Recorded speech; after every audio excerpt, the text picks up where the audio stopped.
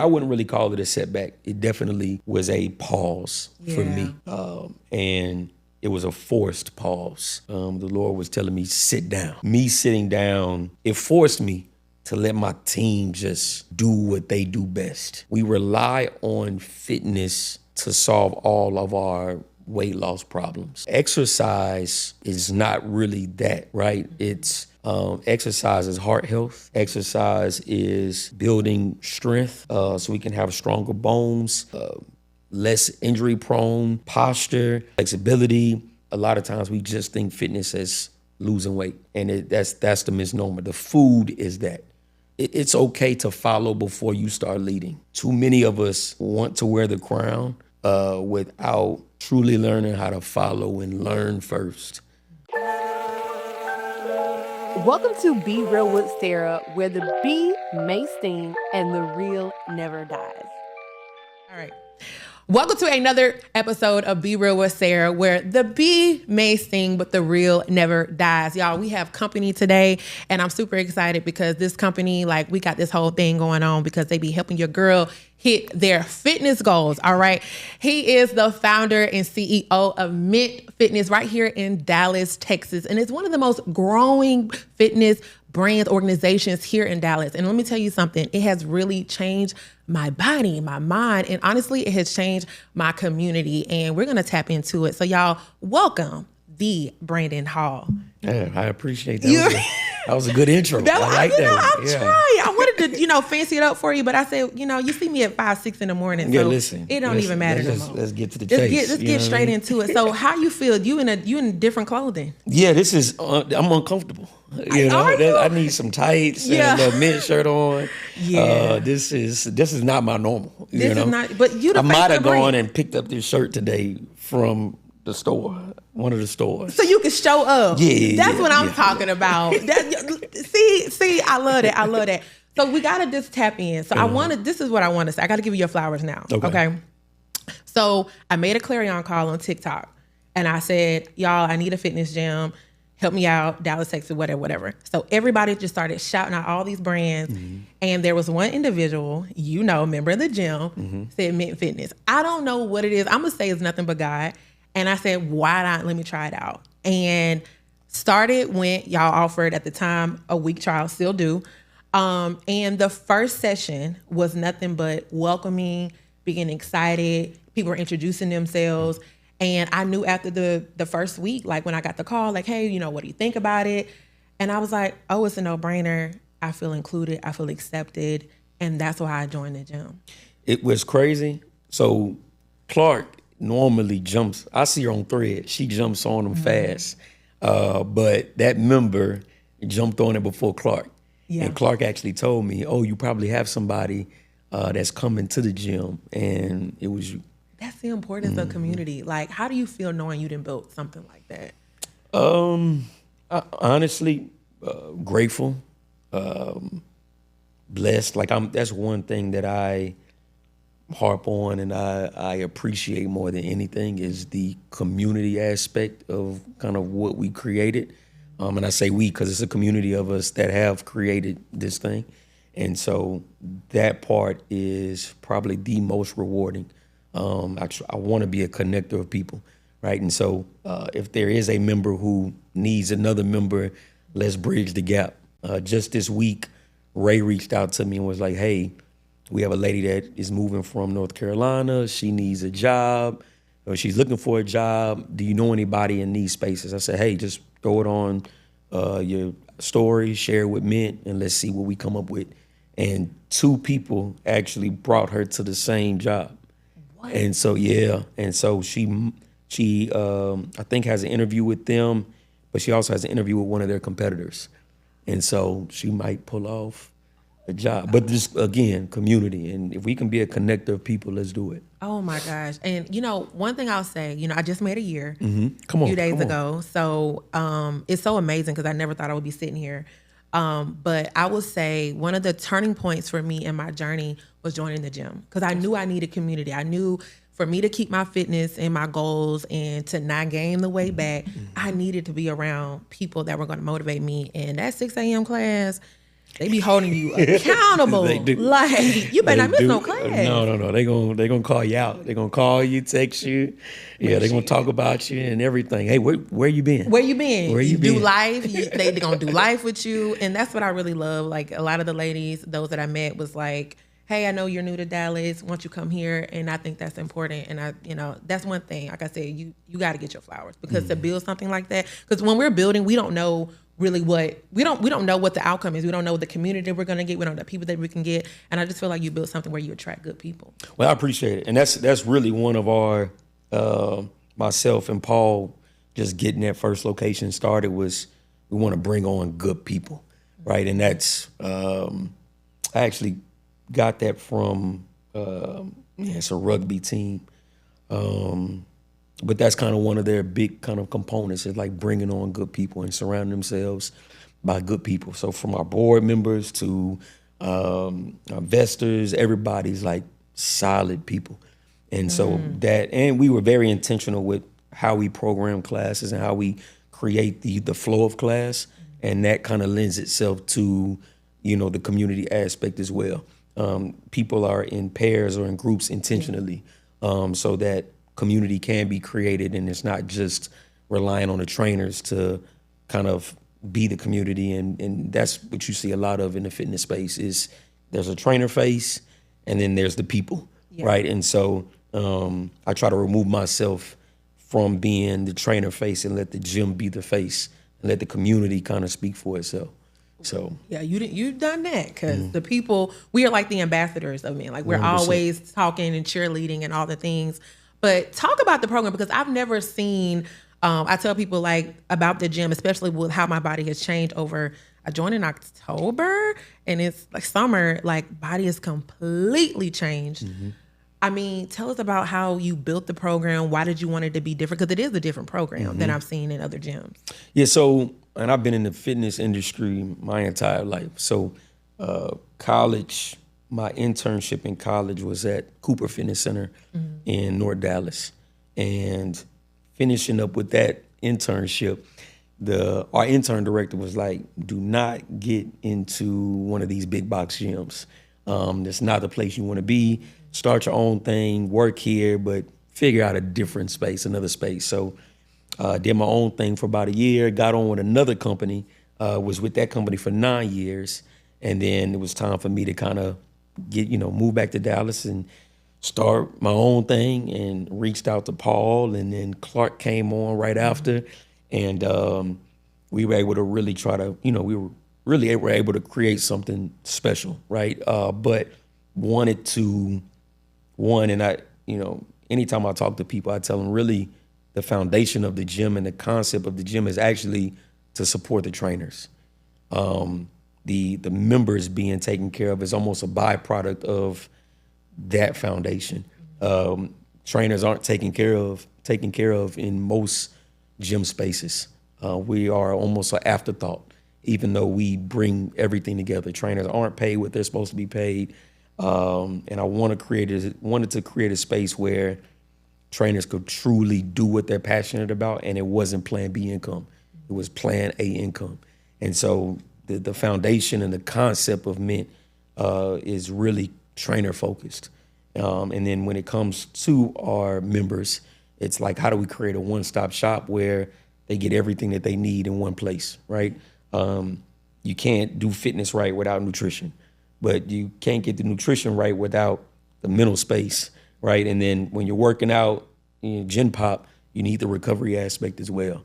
And so from the nutrition to the fitness to recovery to the mental aspect, creating a one-stop shop where you get all of your needs met in one place, and you don't have to outsource it, but also making it affordable. That's another thing too. We typically price out a lot of our communities that really truly need all of those things, and so making it affordable for the members as well. Yes. And I know when you and I discussed like off bar, you were in Atlanta, right? Working, and then you just knew that you had to come back home to build what you were trying to build. For sure. Yeah, talk about how important it was to kind of really go back to your roots, to really build what you wanted to build. I mean, I loved Atlanta. Atlanta was a good time, and it was great seeing. Good time. it was great seeing our people be in power positions, and I need to go speak to this person and this person. And when you get in there, they have Delta paraphernalia behind them. They went to Clark, and like that is powerful, right? And so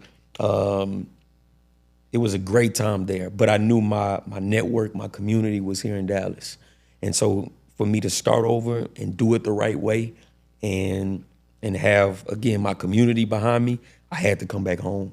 And so coming back home lended itself to what we have today. So I was in Atlanta and I got to Atlanta in October 11th of 2019, right before COVID.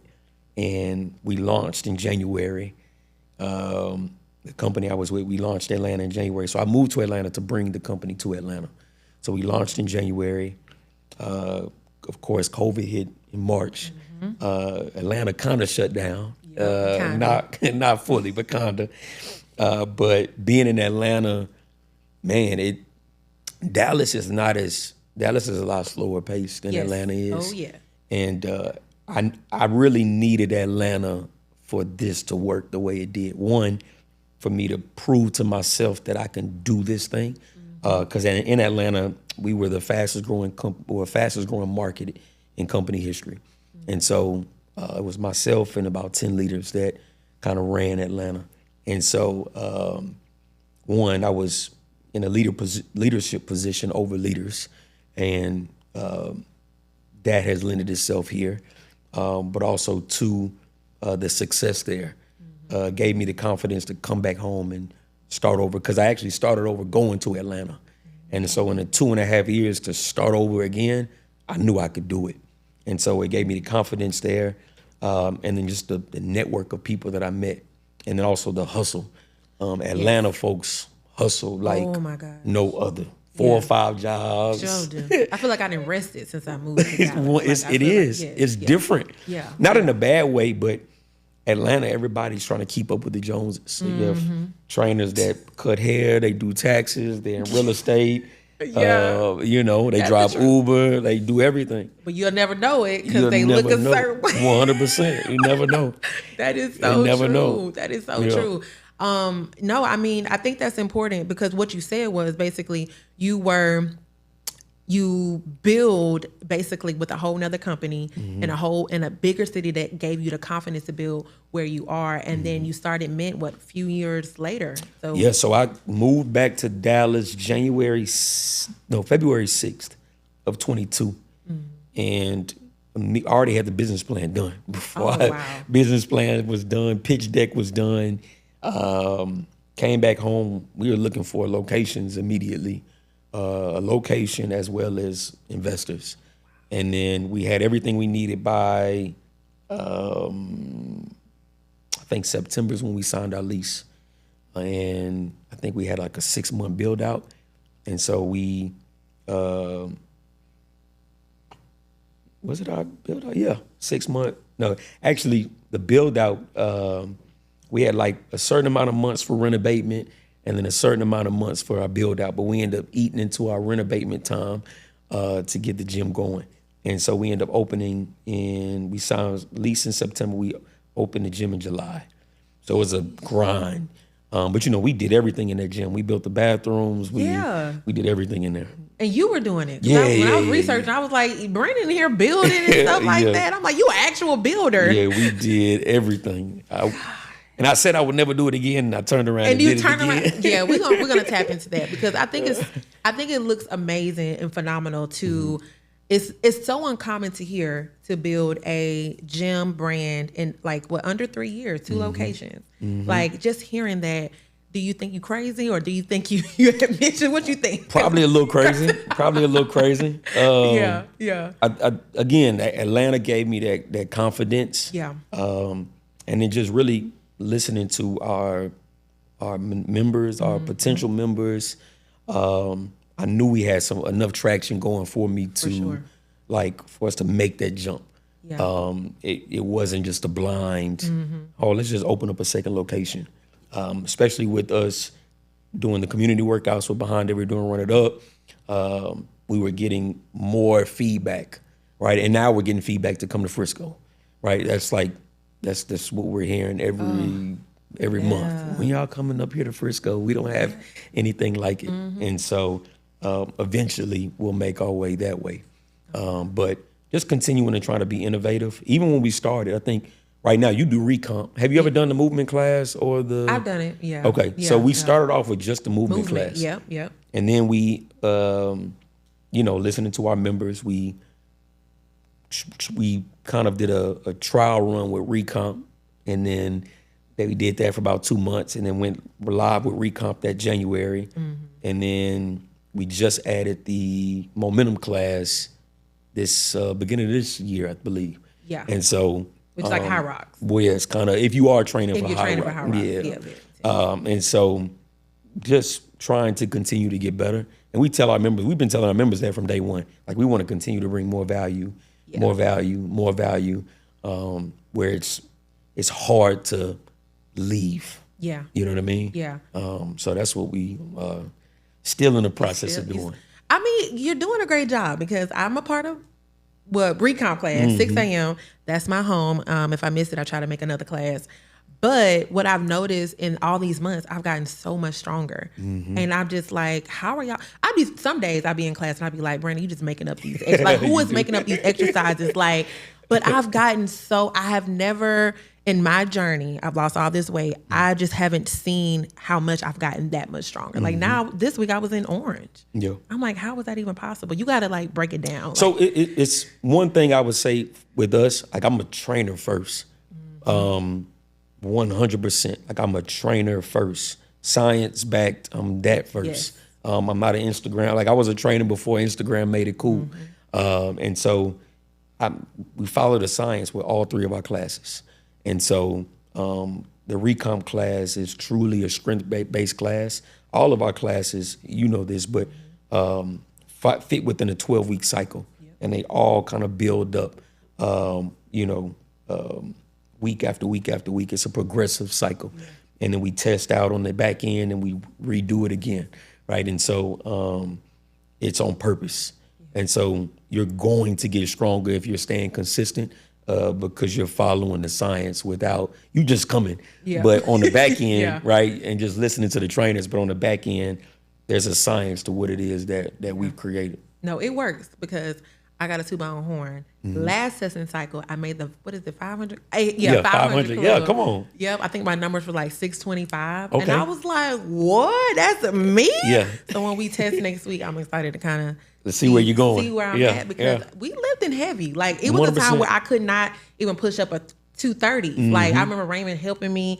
And now I think we got to be at 40, easily 40. So it definitely works. 100%. So you gotta, I think you've built something strong, built something big, but as being a builder, I think recently, top of the year, you had what some people may think a setback, but I think a launching pad to something new. So talk about that. It was definitely a, no pun intended, a launching pad. So I January 2nd, I ruptured my patella tendon. I'm getting close to 40. And in my head, I wasn't there. Yeah. And so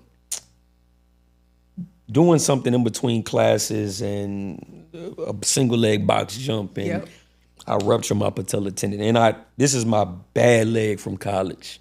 I've always had tendinitis pretty bad, and I've always had issues with this knee. And I think just the accumulation of just go. Last year was a go year.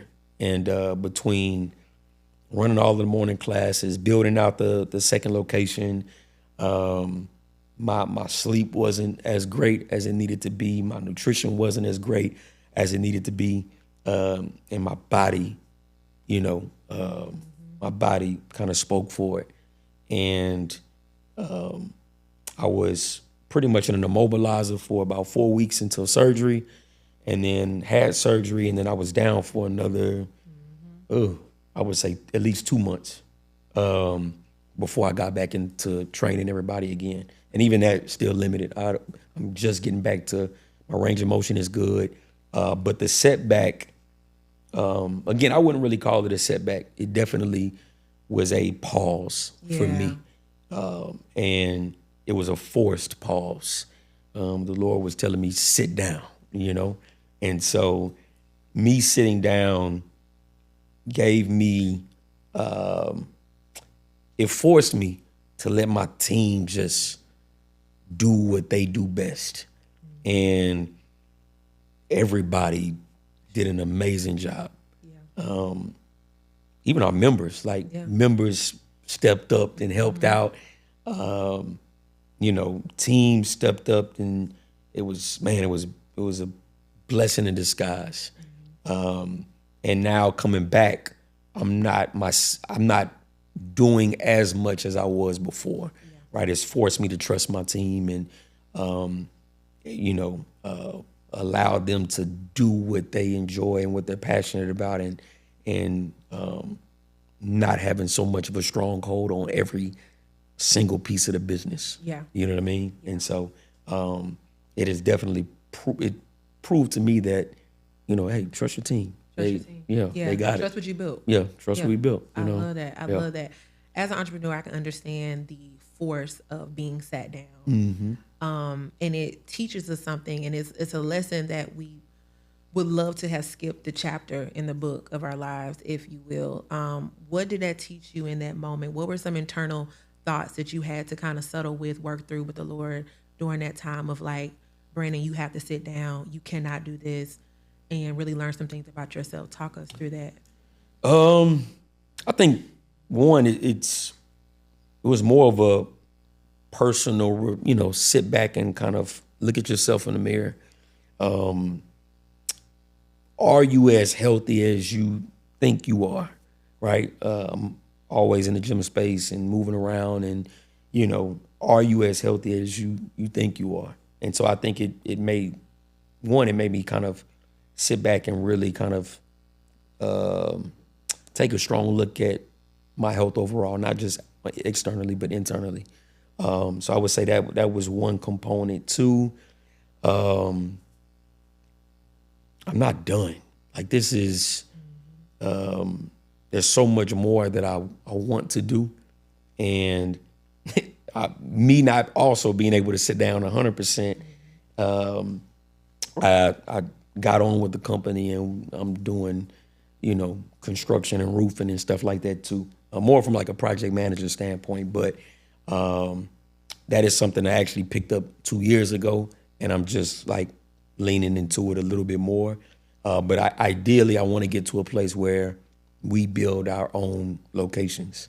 And so our trainers own the real estate, so they're not just, they don't just own a gym. They actually own the real estate of the gym. Maybe it's a shopping center, and they own the space, and they're leasing out the other spaces where, again, we're trying to create spaces where trainers can truly, do what they love and what they're passionate about, and truly make great income doing it. And so a part of that is, real estate as well, right? And so owning the building, owning the space, and so we're trying to get into that space too. So I'm learning in that. That sector. That's a completely new sector for me. I've always been in the fitness space, so learning this component as well to kind of combine the two. Coexisting and merging the two. I love that about entrepreneurs, because we're so multi-hyphenated. We're not just meant to be in one space. So like, there's a part of you where you're building your gym, you're obviously a gym owner, but then also you're going into like the real estate, creating other opportunities and spaces, and I think that's healthy. So one thing I want to tap into, I know you harper on us about fitness, food, and all of the things. What are some misconceptions as it relates to coexisting? Like, the people think, oh, I just need to work out, but it's like, what is it, 80-20? So kind of talk to us, like, what are some things that misconceptions about food and wellness and working out that our community doesn't know? One, I would say eating healthy is expensive or hard or difficult. It's really not. So I would say that's one misconception. We can have chicken, we can have a steak, pork chop, moderation in how we prepare it, right? And so instead of frying it, let's bake it, let's grill it, let's find other alternatives. And our community, we love vegetables. It just, greens, cabbage, it's how we cook it, and green beans, and, just implementing more veggies with our protein, prioritizing protein, making sure that we get our veggies in. Our community loves fruit as well, right? Leaning into the fruits, getting into raspberries and your blueberries and all of those things as well. But we're not far off. Yeah. It's just making small transitions of how we prepare our food. And so that would be one thing. I would say the other one is, and this is really across the board, we rely on fitness to solve all of our weight loss problems. And exercise is not really that, right? It's exercise is heart health. Exercise is, building strength so we can have stronger bones with more, less injury prone posture, flexibility. It's those things, right? A lot of times we just think fitness as losing weight. And that's the misnomer. The food is that, right? Allow the workout to help you just move better, right? Be able to play with your grandkids and, those things. Not struggle bringing in groceries or walking upstairs, right? We got to lean more towards exercise being that, not, I'm working out because I'm trying to lose weight, right? And that is the ick that I would say that a lot of us in the training space have. And a lot of it is our trainers' faults, right? Yeah. Like everything is a before and after picture, right? And that's never really been our thing in the men's space.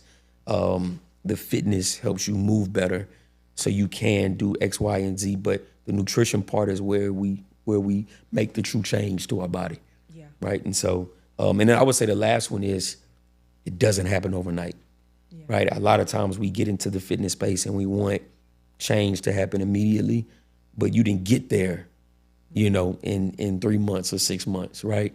You had kids, multiple kids, you got divorced, you got, life happens, right? And so we have to give ourselves grace in that space and be able to be patient and understand it's a process, it's a journey, and it takes time, right? And small gains are still gains. Still gains.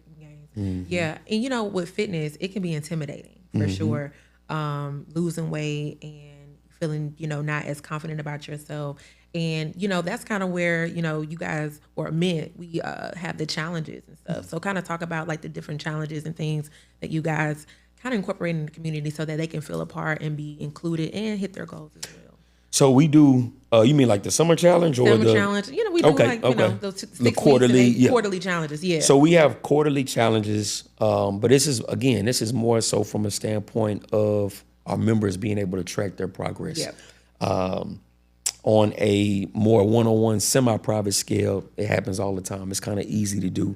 When we're talking about, 200 plus people, 250 plus people, in this type of setting, it could be very difficult to track and hold people accountable based on their goals. And so we've implemented these quarterly challenges or quarterly testing so we can actually track your progress, and you have benchmarks, and we celebrate our members for hitting these particular milestones. You in the 500-pound club. Got my pins and stuff. It's on my backpack. Yeah. I'm proud of it. Yeah. So having these components where we can actually, the members have something to look forward to, right? And everybody's goal is not to be the strongest, right? But for those that, that is their thing, that helps, right? And it also helps keep a lot of guys in class. Group training for guys is not really a huge thing, but we have quite a few guys in our classes because of recomp and the strength classes and our quarterly testing and all of that. Yeah, And then you have the summer challenge where it's like open to everybody. I thought I think this is like my second challenge that I know. That so we do 2 a year. Yeah. We're still trying to decide if we'll do one in December, but it gives us the opportunity, or gives outside people the opportunity to kind of experience MYNT for more than just a week.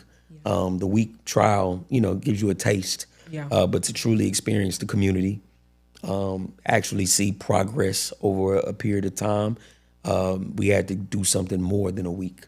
And so it gives, outside people coming in an opportunity to really get the whole, environment, the energy of what it is that we do.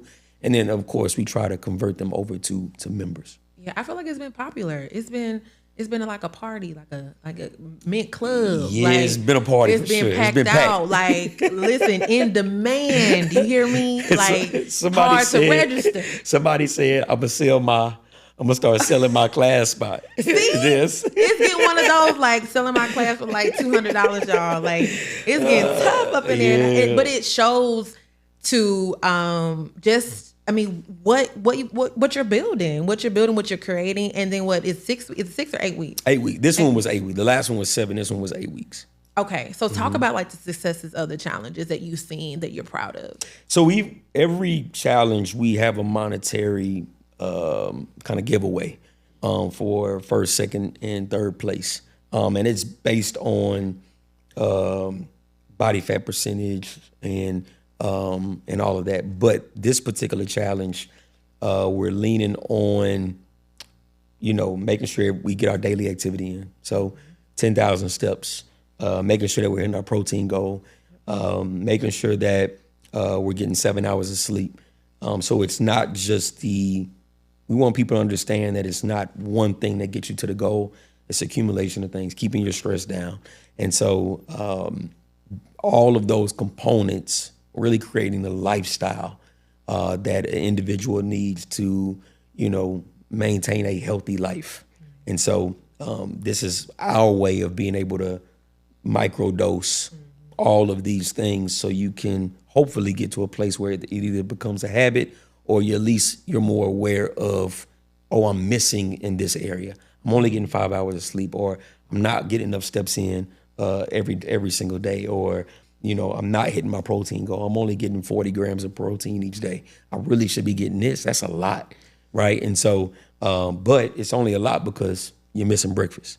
Yeah. So if you get 30 to 40 during breakfast, and you get another 30 or 40 at lunch, it's a whole lot easier to hit that goal during dinner time.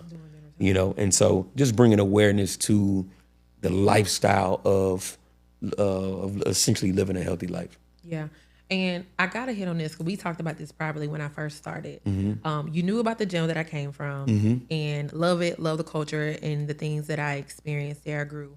But, on social media, we see the trends of trainers, how members are talked to, etc. And what I love about MYNT is we pray out. Like that, it's not an environment like that. Why do you think, I think there's a popularity about when it comes to like trainers and social media. Like it's a goal in mind. Like I want to either be social media famous and not really focus on what is actually needed. Like, what do you feel about the culture of social media and training and fitness now? I hate it. To be honest, it's taken away from what it is that we like, the trueness of what we do, right? And I've talked to people in real estate, and they feel the same way when it's all about just beauty, right? And it's like, do you know how to sell at home, right? And so in this space, it's, are you certified? Do you even care about being certified, right? There's a science to what it is that we actually do. Do you actually care about the science? Or do you just care about your Instagram followers, right? And so it's taken away from the true nuance of what it is that we do on a day-to-day basis, right? And so the Instagram, I would say it's twofold, because it has brought a lot of awareness to the training space. But at the same time, there's a lot of things that can be misconstrued, right? Like you had the tummy tea the phase. You had the waist trainer phase. You had all of these phases are just ways for, trainers to make money, gimmicks, and it shines a light on a lot of gimmicks. But there's also a lot of just misinformation that is also spread through social media as well. And so we have to do more work as trainers to debunk all of the misconceptions that are typically kind of, talked about, and get people to understand that this is not what it is, and this is what it is. Yeah. And so most of it I dislike. But I mean, there's pros there, but most of it I do dislike. Because I feel like right now, in this information era, there's a lot of positive things that are also being shared, and people are a lot more aware of, hey, I do need to do this to be healthy, or I do need to try this. And so it's brought a lot of people to fitness, but now that they're there, are they getting the right information? And so I just want people to get the right information and truly understand there's no, cheat code to it, right? And it shouldn't be, right? It should be more of a lifestyle type of play, not a quick play. Yeah, because now we're in a time of the supplement and the GLP phase. Yep. And it, it could make y'all's job a little bit more difficult, because people are wanting to see more of the scale numbers go down rather than what it truly takes to change your body from within, etc. So that's definitely. And I'll say this: there are people that truly need to be on GLP ones. I've had a couple of clients who were in a unhealthy phase, and they needed this in order to. The doctor prescribed that in order to get to this particular place, right? And so, but the misuse and everything has a side effect. Right. And so just truly understanding that as well. And so how do we, right? Because now we're also in that peptide phase, right? And so, and there's benefits there. And then, there's more studies that need to also happen there. And so it's just, for us trainers, we're learning as the world is learning too. The world learns too. You know what I mean? Yeah. So as a business owner, as an entrepreneur, we are 3 years. We're almost at 3 years from it. July 20th will be our 3rd year. Oh my goodness! Yeah, that's crazy. Wow, 3 years. Okay, so where you are now, if you could do anything different 3 years ago, what would you do? So much, man. What? One, we wouldn't have that as big of a space. Okay. So we have two. It's really two spaces. So that lobby area is one space, and that gym is one. We'd have just had the gym space. The front door would have been there. Oh, okay. We wouldn't even have that. Y'all would have got 2 bathrooms and a shower, 2 showers to share. Yeah, and we use that as a recovery area. Recovery room. Yeah, we would have had a couple of chairs on the side because y'all don't use that like y'all need to. We definitely would have started skinnier, and so we went big too fast. Okay. And in my head, I thought we needed that space, and we didn't need all of that space. Yeah. And so we're still trying to maximize every square footage of it, but definitely would have started skinnier. Yeah. I think that space is way too big. We could have gotten away with about 3,000 square feet instead of 5. Wow. Yeah. And as a business owner, as an entrepreneur, when you first starting out, you think you need a lot of stuff in the beginning when you really kind of just don't. You just need to just basically use what you have, start small, and then begin to build. Then build. But where you are now, we from the member side, we like, whoo, it's packed in here. No, we broke. We are broke. Y'all heard him. He said, look, we need more members. We need more members. We got to grow. We got to grow. I think we do. For me, I'm like, I think we're doing great. But Brandon, like, listen, it's on. But that's from a visionary standpoint. It is always another level of elevation. So 5 years from now, where would you like to see the brand? Nationwide. That's the goal. And that could look different in a lot of different ways. whatever you put on paper, that's not what it's going to be. I've learned that, right? A year from now. So just continue to grow the actual, and I wouldn't even say brand. We just want to kind of continue to just tap into communities and impact communities. I can care less about the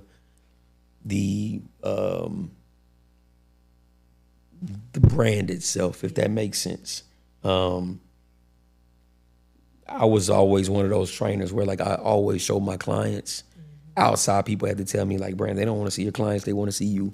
You got to actually talk more on social, and you have to show more of your face. So that's more of a struggle for me. I'm really an introvert. And so in class, I turn it on. Yes, you do. You know, and so I just want us to continue to go into communities and impact communities. Yeah. And so, and from a member standpoint as well as a trainer standpoint, give trainers opportunity to really kind of spread their wings and be able to be successful in the trainer space. Mm-hmm. So that is where I want this to go. And I got some other things I'm working on too. Always. We just gotta wait. We gotta wait to see what you're cooking. Yeah, but I got two things cooking. One just popped up today. Oh. Two, the other one I've been working on for about 2 months. I would say. So we're gonna see it soon. One is mint related. The other one is completely separate from mint. Oh wow. Yep. Oh, I'm proud of you. I am proud of you. I gotta toot your horn because you're not gonna toot if I don't toot for you. But you won 2 big awards last December. Mm-hmm. Like, how did that make you feel? Because you're just not a trainer, okay? Mm-hmm. You know, my PR had be, just going, okay? That's a whole different part of visibility about a brand is when you start to actually, like a people choice, like people voted the you, but also voted the business. Mm-hmm. How did that make you feel? Man, it was, the first one was the DEC Male Entrepreneur of the Year Award. And it was crazy because my cousin was up for the Woman Entrepreneur of the Year Award. And so that was cool, just being able to sit next to her and her husband, and we were both, up for a similar award. But that one was, I was super appreciative of that award. And then the gym winning was for the cosign was, man, that was good. And it was needed at that time. Yeah. Just for us to be able to kind of get behind something and celebrate and both are, I mean, it's just great to get recognition here and there. I'm not a big words of affirmation guy. I would think I am probably more now just being in the, this kind of CEO seat, because I just want the feedback, right? Like, how are we doing? Are we doing okay? What can we do better? And so I need those affirmations now, good or bad. That's why we send out so many quarterly reviews. And what do y'all think about this? And, what's your temperature right now? But it's great being recognized. But it's just that moment, and you got to continue to be innovative. You got to continue to move forward. You got to continue to, so I don't get too caught up in it long term. But at that moment, we kind of celebrated, and the baseball player in me, we still got 4 or 5 more games to go. You know what I mean? So, but yeah, so we definitely celebrated and excited about it, but. It's so much more that we want to accomplish. Yeah. So I want you to leave the audience with some advice on building in public, but also really trying to get to the next level of elevation. Just kind of, give them some advice on what they can do. Man, relationships. I think everybody or everybody you need to know, they're already in your circle, or in that 6 degrees of separation. One, have you burned those bridges, right, where you can't tap into it? And so if you haven't, we got to ask. So that would be my first thing. Like everybody that if you're trying to build something, everybody that you need to know, you already know. It's just you got to tap folks on the shoulders. Two, I just had it too. It was a good one. Oh, it was a good one.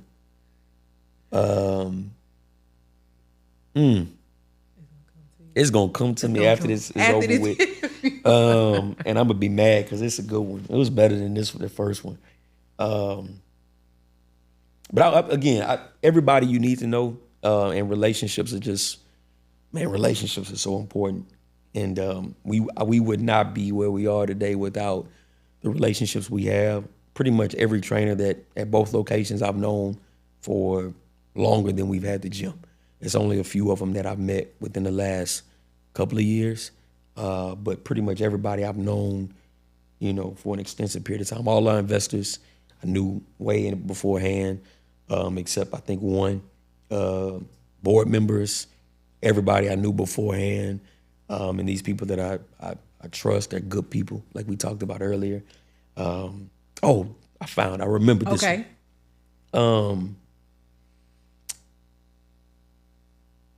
In leaders, builders, entrepreneurs, it's okay to follow before you start leading. Too many of us want to wear the crown without truly learning how to follow and learn first, right? You'll make a lot more mistakes trying to go wear that crown fast versus, leaning and finding some mentors to help kind of teach and guide you before you get there. And especially in our culture, we're quick to, we want our name on something. We want to be able to say we built this thing. We want to blast it on Instagram. And but there's so many aspects of the business that we're missing, right? Great product, great service, whatever it is. But, customer service may not be buttoned up. Marketing may not be buttoned up. Sales conversions may not be buttoned up. From a PR standpoint or whatever that may look like in processes, right? And so like truly learning as much as we can, and being okay for asking for help and asking people to mentor us. And that would be my big one for us as a community, is to be okay with asking for help. And we got to get back to that village mentality, especially when it's building a business. Yeah. And not supporting the business just because it's a Black business. Like, I want you to support me because we're good at what we do, right? Not just because it's a Black-owned business. Yep. So. And I want you to do one last thing for me. I want you to tell a personal message to the MYNT family, because I just feel like at the end of the day, like, especially when we are as business owners and things like that, because you are really good with your video stuff. So I'm gonna let you kind of talk to the camera. Anything you want to tell your MYNT family? Man, I love y'all. Everybody, members, trainers, the Ashleys. Man, we would not be where we are today without Ashley Paul and Ashley Clark. They are, the blood of kind of what it is that we do. Paul from a finance, payroll, paying our taxes. You know what I mean? Listen, you got to pay Uncle Sam. You know what I mean? From that standpoint to Clark with just the sales aspect, events and conversions and, really all the things. Like it's a team effort. You know what I mean? And so we would not be where we are without those two, without, all of our trainers. Man, they are amazing, and they just continue to get better and better and better. And just being there and watching some of the trainers, like, 6 months ago, you've made a drastic improvement and change, and just your confidence and everything. So everything has just been awesome. And I love everybody. You did it. Well, y'all heard it here. we have Brandon Hall, y'all. He really left us with some gems, and I don't know, like I just feel like so empowered. Okay, so y'all know what we do. I tell y'all to do. Be real, spread the honey, and just be you. All right, until next time. Bye.